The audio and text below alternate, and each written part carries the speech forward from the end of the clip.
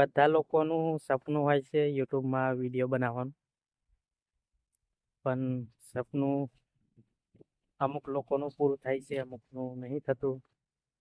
એનું કારણ શું હોય છે ખબર છે? આપણે વિડીયો 1 મહિનો એમ બનાવીએ અને પછી આપણે બંધ કરી દઈએ ને એટલે એવું થાય.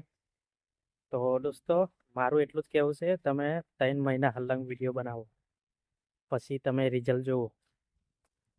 1 મહિનો કામ કરીએ ને આપણે બંધ કરી દઈએ ને એમાં કઈ ફાયદો ના મળે. એટલે તમે પણ 3-4 મહિના મહેનત કરો, પછી જુઓ. બરાબર? એટલે બધા તમે મહેનત કરો ને એટલે એવી રીતે મહેનત કરવાની કે આપણે જે મહેનત કરી ને એ કોઈ દિવસ ફેલ ના જાય. બરાબર?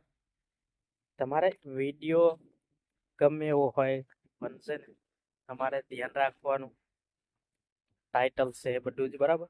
એટલે તમારે બધું જ ધ્યાન રાખવાનું.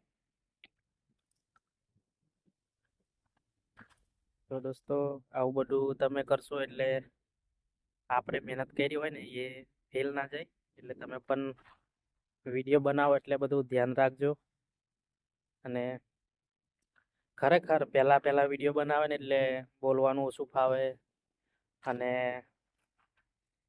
શું વિડીયો બનાવવું એવું થાય. એટલે તમે પણ એવું વિચારવાનું નહીં.